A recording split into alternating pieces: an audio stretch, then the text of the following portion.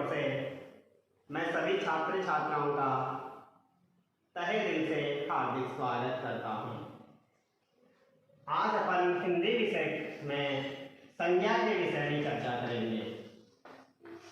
संज्ञा किसे कहते हैं? सबसे पहले संज्ञा क्या है? जैसे ये अपने आप में राम व्यक्ति का नाम है, तो अपन इसकी परिभाषा बना सकते हैं। राम से अपन परिभाषा बना सकते हैं। इसकी परिभाषा जैसे किसी भी नाम को ही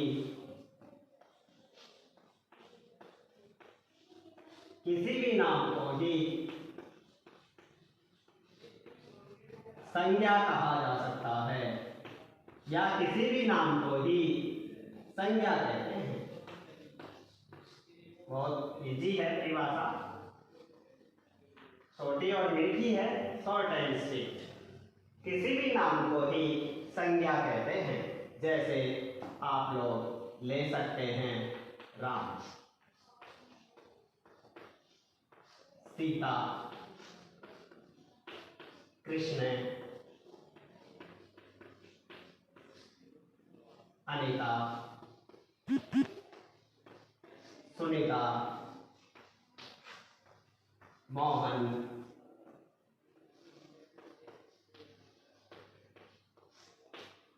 सोहन। ये अपने आप में संज्ञा है। तो किसी भी नाम को ही अपन संज्ञा कह सकते हैं। जैसे अपन अपने स्वयं के नाम को भी ले सकते हैं। प्यारे बच्चों, आपको संज्ञा की परिभाषा शायद याद हो चुकी होगी। किसी भी नाम को ही अपन क्या कहते हैं? संज्ञा कहते हैं। इसकी दूसरी परिभाषा अपन वो ले सकते हैं।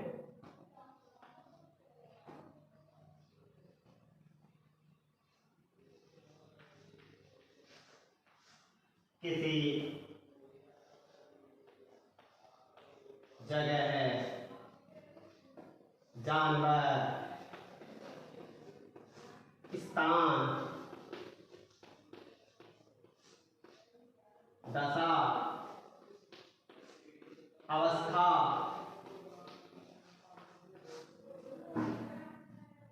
आदि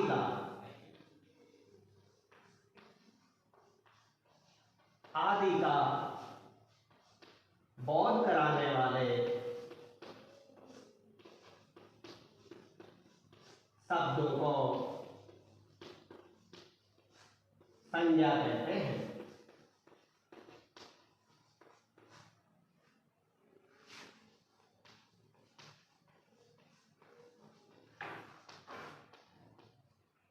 जैसे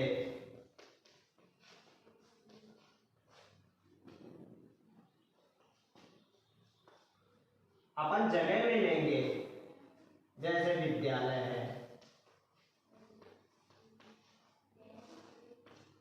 जानवर में अपन लेंगे, जैसे शेर है। स्थान में अपन ले सकते हैं, जैसे जयपुर है। दशा में अपन ले सकते हैं,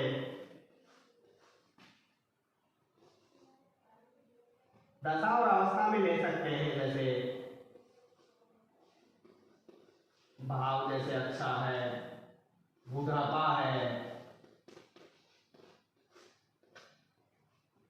अच्छा, बुरा, भला, नेक, बुढ़ापा है। ये अपने आप में संज्ञाएं हैं। तो किसी भी जगह, जानवर, स्थान, दशा आदि का बोध कराने वाले शब्दों को संज्ञा कहते हैं। आगे अब लेंगे अपन हिंदी में संज्ञा कितने प्रकार की होती हैं। प्यारे बच्चों, हिंदी में संज्ञा 3 प्रकार की होती है। हिंदी में संज्ञा 3 प्रकार की होती हैं। हिंदी में संज्ञा 3 प्रकार की होती हैं। अंग्रेजी में संज्ञा 5 प्रकार की होती हैं। इंग्लिश में संज्ञा 5 प्रकार की होती हैं। हिंदी में संज्ञा 3 प्रकार की होती है। अब अपन सीखेंगे संज्ञा के प्रकार। नंबर 1 है व्यक्तिवाचक संज्ञा। व्यक्तिवाचक संज्ञा। नंबर 2 है जातिवाचक संज्ञा।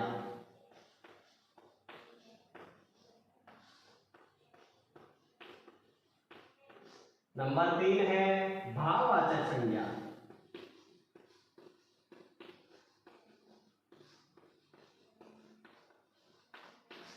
बहुत ही परिभाषा है इनकी।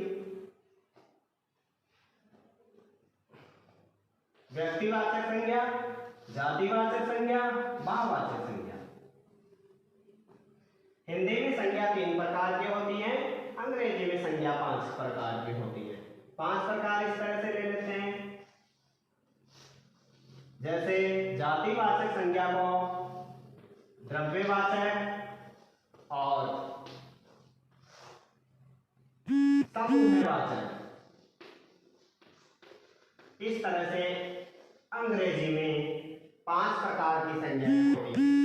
व्यक्तिवाचक, जातिवाचक, द्रव्यवाचक, समूहवाचक और भाववाचक। अपने हिंदी में संज्ञा 3 प्रकार से होती है, व्यक्तिवाचक, जातिवाचक और भाववाचक। तो अपन सीखेंगे सबसे पहले व्यक्तिवाचक।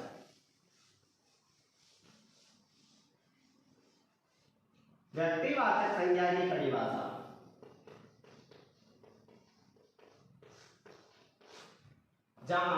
जहां कहीं भी किसी भी वाक्य में व्यक्ति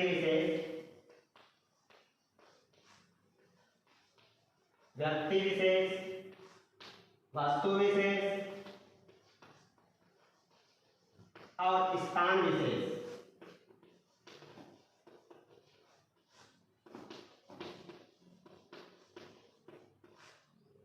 व्यक्ति विशेष, वस्तु विशेष, स्थान विशेष का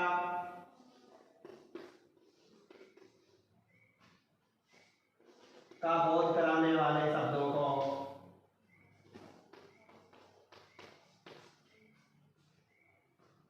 व्यक्ति विशेष, वस्तु विशेष, स्थान विशेष का बोध कराने वाले शब्दों को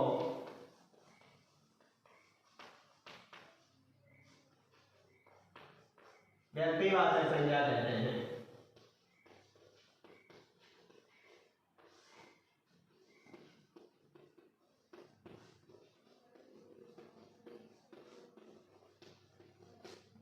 अब जैसे व्यक्ति विशेष में जैसे राम, वस्तु विशेष में ले लेंगे जैसे अपन पुस्तक में रामायण, अपने आप में जो ग्रंथ है वो विशेष है। स्थान विशेष में अपने आप में ले लेंगे जैसे आगरा। तो ये अपने आप में कौन सी संज्ञाएं हुई? व्यक्तिवाचक संज्ञा।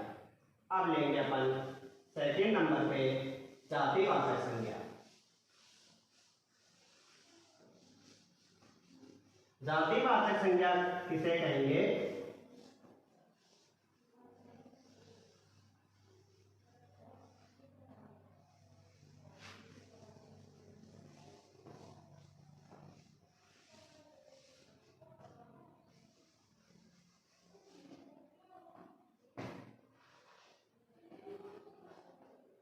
जिन पदार्थों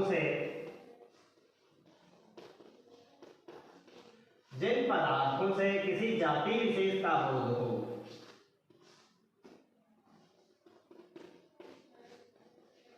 जिन पदार्थों से किसी जाति का बोध हो,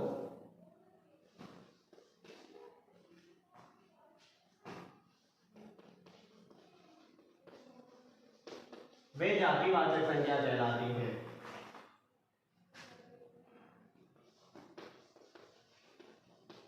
बहुत इजी है। जातिवाचक से ये सीखना है, जातिवाचक से किसी जाति का बोध हो, वो अपने आप में जातिवाचक संज्ञा कहलाती है। व्यक्तिवाचक में अपन ने सीखा व्यक्ति विशेष, वस्तु विशेष, 3 शब्द याद रखे होंगे, व्यक्ति विशेष, वस्तु विशेष और स्थान विशेष। तो इसकी परिभाषा हो गई, वाक्य में व्यक्ति विशेष, वस्तु विशेष, स्थान विशेष का बोध कराने वाले शब्दों को अपन व्यक्तिवाचक संज्ञा कहते हैं। जातिवाचक में जिन पदार्थों से किसी जाति का बोध हो वह जातिवाचक संज्ञा कहलाती है।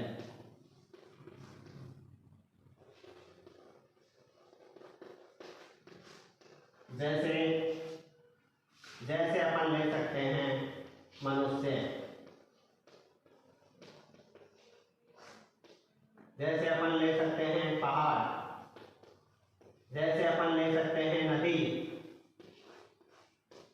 जैसे अपन ले सकते हैं, इसके अलावा अपन और भी ले सकते हैं जैसे पुस्तक, जैसे ले सकते हैं पेड़। तो जहां जाति, पूरी जाति का जहां बोध हो तो वो अपने आप में जातिवाचक संज्ञा कहलाती है। यहाँ पे मनुष्य टोटल मनुष्य के लिए है, पहाड़ है टोटल पहाड़ आ गए, नदी है संसार की सभी नदियां हैं तो सब नदियों की जाति का बोध हो रहा है। यहाँ पे जैसे पुस्तक है टोटल पुस्तकें आ गई, पेड़ है टोटल पेड़ आ गए। तो इस तरह से जहाँ जाति विशेष का, जहाँ पूरी जाति का बोध हो, जिन पदार्थों से पूरी जाति का बोध हो तो वो अपने आप में जातिवाचक संज्ञा कहलाती है। तीसरा प्रकार जो अपन लेंगे भाववाचक। जिन शब्दों से परिभाषा भाववाचक की लेंगे। थर्ड जो प्रकार था संज्ञा का, भाववाचक संज्ञा। जिन शब्दों से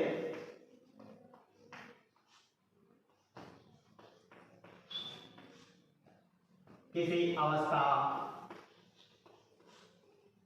गुण, दशा, आकार,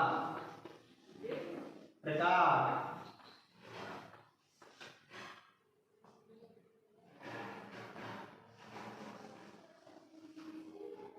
जिन शब्दों से किसी अवस्था, गुण, दशा, आकार, प्रकार आदि का ज्ञान हो वे भाववाचक संज्ञा कहलाती हैं।